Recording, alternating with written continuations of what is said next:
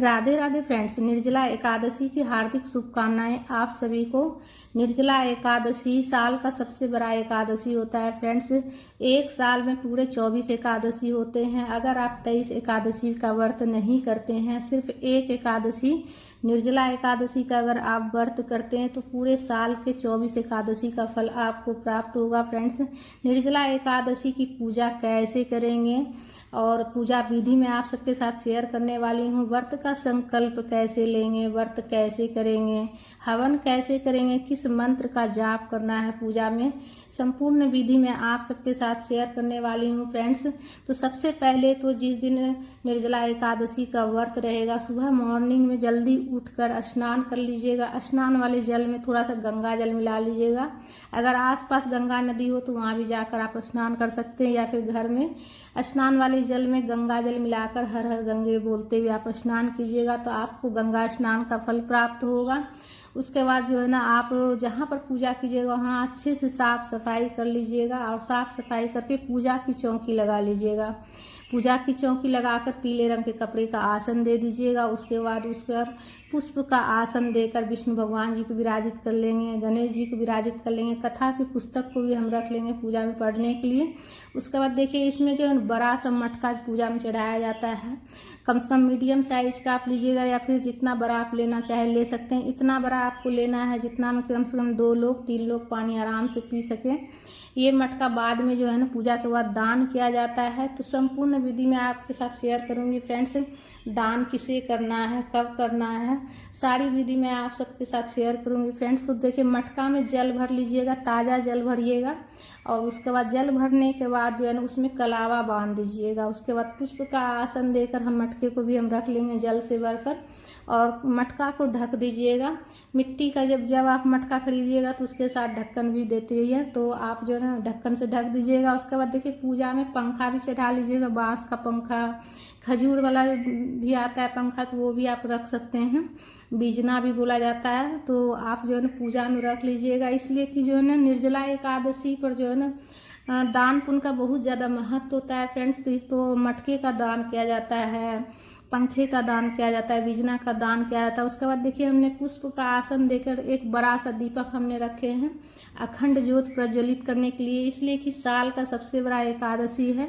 तो इसमें आप जो है ना अखंड ज्योत हो सके तो जरूर से जरूर प्रज्वलित कर लीजिएगा। इसलिए कि जागरण का भी बहुत ज़्यादा महत्व होता है फ्रेंड्स। निर्जला एकादशी पर अगर आप जागरण भी करते हैं, अखंड ज्योत भी प्रज्वलित करते हैं, और पूरे विधि विधान से विष्णु भगवान जी की पूजा अगर आप करते हैं, तो पूरे साल भर के एकादशी का फल आपको प्राप्त होगा। उसके बाद देखिए, अग्नि को साक्षी मानकर, सभी देवी देवता को साक्षी मानकर हाथ में पुष्प और जल लेकर व्रत का संकल्प ले लीजिएगा। अपना नाम और गोत्र बोलते हुए प्रभु के सामने संकल्प लीजिएगा कि हे प्रभु, मैं निर्जला एकादशी का व्रत करने वाली हूँ। प्रभु, आप जो है ना मेरी व्रत पूर्ण करने में मदद करना। इस प्रकार से बोलते हुए आप व्रत का संकल्प ले लीजिएगा। उसके बाद देखिए, 1 लोटा जल में स्वच्छ जल में गंगा जल मिला कर लीजिएगा, ठीक है। गंगा जल जो है ना थोड़ा मिला लीजिएगा पूजा करने के लिए। उसके बाद सभी भगवान जी को जल के छींटे देकर भाव स्नान करा लीजिएगा। सबसे पहले गणेश जी की हम पूजा कर लेंगे। वस्त्र के स्वरूप में कलावा समर्पित कर लेंगे, जनेऊ समर्पित करेंगे,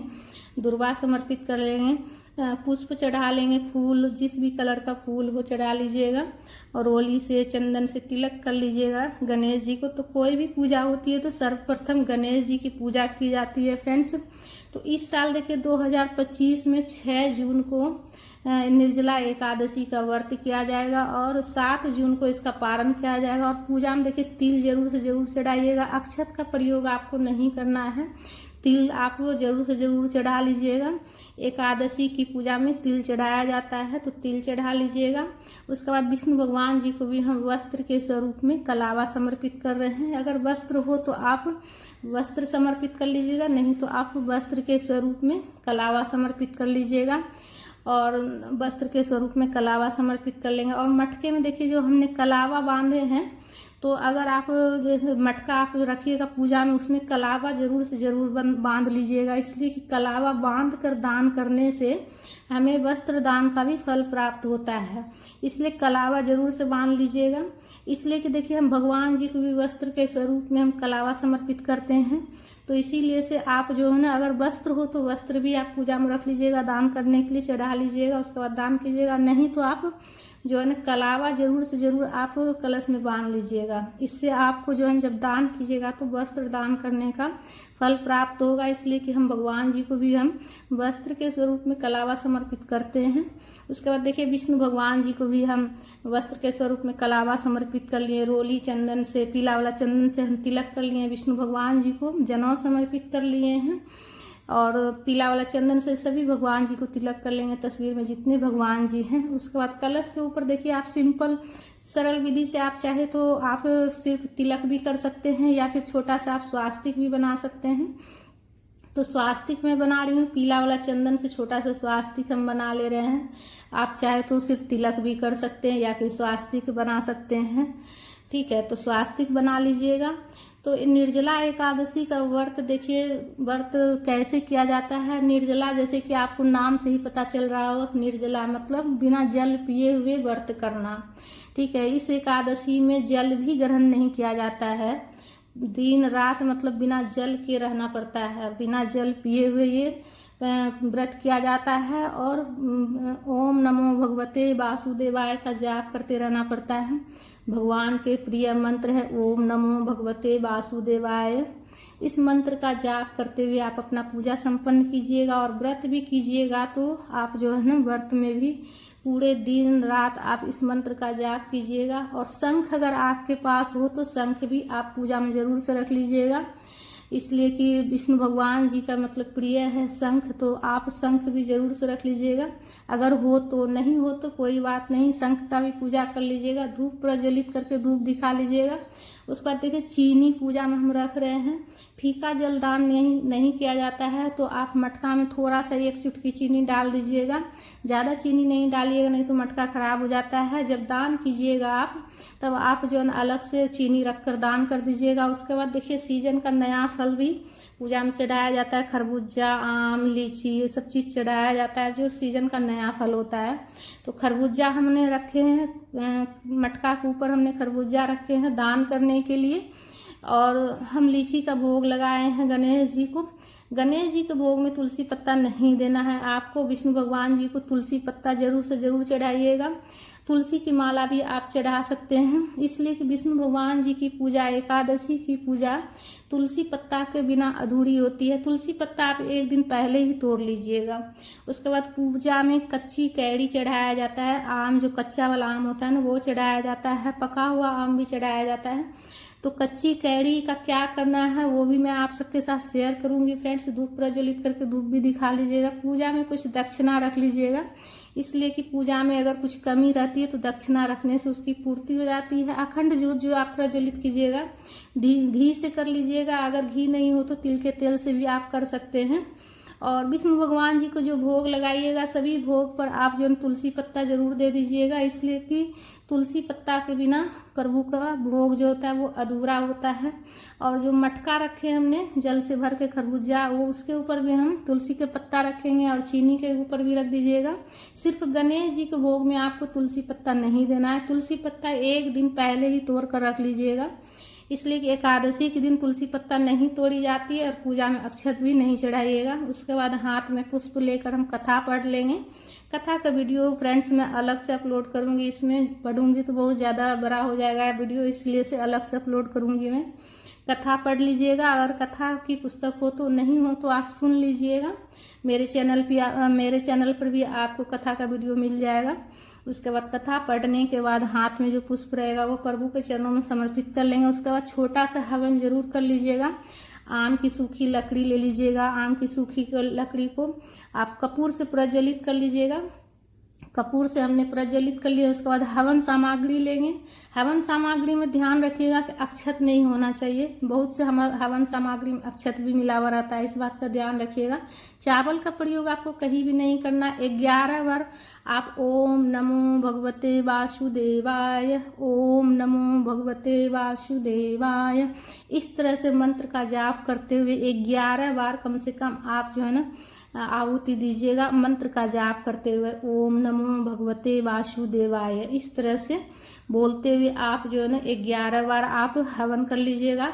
इसलिए कि एकादशी तिथि है। एकादशी तिथि पे 11 की संख्या का बहुत ज़्यादा महत्व है। तो 11 बार आप कम से कम आप जरूर जो आप हवन कर लीजिएगा जाप करते हुए।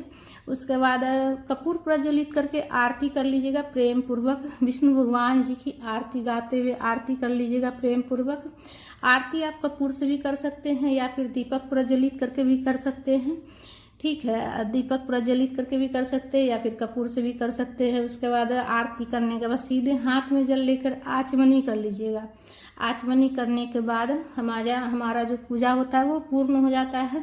उसके बाद सबसे पहले क्षमा याचना करना है। हे प्रभु, हमारी पूजा में कुछ भी गलती हो गया हो प्रभु तो उसके लिए क्षमा कीजिएगा, इस तरह से प्रार्थना कीजिएगा। उसके बाद आपकी जो भी मनोकामना है वो आप विष्णु भगवान से करिएगा, प्रभु से कहिएगा, सभी मनोकामना आपकी पूरी होगी। और अखंड ज्योत प्रज्वलित कीजिएगा। तो अखंड ज्योत का ध्यान रखिएगा। आप एक छोटा सा चिमटी भी पास में रख लीजिएगा अखंड ज्योत को संभालने के लिए। और ध्यान रखिएगा इसलिए कि इसमें पूरी रात जागरण किया जाता है। एकादशी का व्रत में, एकादशी के व्रत में जागरण का बहुत ज़्यादा महत्व होता है फ्रेंड्स। एकादशी का पूरा फल तभी हमें प्राप्त होता है जब हम नियम से पूरा विधि विधान से पूजा करते हैं और जागरण करते हैं। और ये निर्जला एकादशी जो होता है पूरे साल का सबसे बड़ा एकादशी होता है। पूरे हमें 24 एकादशी का फल प्राप्त होता है। तो इसमें जागरण जरूर से जरूर कर लीजिएगा अगर हो सके तो। और अखंड ज्योत प्रज्वलित कीजिएगा तो उसका ध्यान रखिएगा। और पूजा में जो हमने मटका चढ़ाए हैं, पूजा के बाद जो है ना, पूजा के बाद आप जो मटका पूजा में चढ़ाइएगा उसको आप जो है ना किसी पंडित ब्राह्मण को दान कर दीजिएगा। और दक्षिणा वगैरह जो है ना आप जो है ना अगले दिन जैसे कि सीधा दान कीजिएगा तो उस दिन भी आप दक्षिणा दान कर सकते हैं। पूजा की चौकी आप अगले दिन उठाइएगा, पारण वाले दिन उठाइएगा। पारण वाले दिन 7 जून को आपको पूजा की चौकी उठाना है। और प्रसाद जैसे कि साबुत, जैसे कि प्रसाद है जैसे आम है, कोई फल साबुत रखे हैं आप पूजा के पास तो आप कुछ फल वहीं रहने दीजिएगा, अगले दिन उठाइएगा फ्रेंड्स। और मटका आपको उसी दिन दान कर देना है। और जो पंखा चढ़ाइएगा, बिजना चढ़ाइएगा वो भी आप मटका के साथ में ही दान कर दीजिएगा। सीजन का नया फल आप दान कीजिएगा साथ में। मटके के साथ में आप जैसे मीठा में चीनी, शक्कर, इन चीज़ों का आप दान कर लीजिएगा। उसी दिन आप निर्जला एकादशी के दिन ही पूजा करने के बाद दान कर लीजिएगा। द्वादशी के दिन जो है ना फिर कैसे दान किया जाता है, सीधा कैसे निकाला जाता है, सीधा में क्या क्या दान करना होता है। इसलिए कि द्वादशी के दिन भी दान पुण्य का बहुत ज़्यादा महत्व होता है। हमारा एकादशी का व्रत तभी पूर्ण होता है जब हम द्वादशी के दिन सीधा निकाल कर दान करते हैं, जिसका वीडियो मैं अपलोड कर चुकी हूँ, सीधा कैसे निकालना है।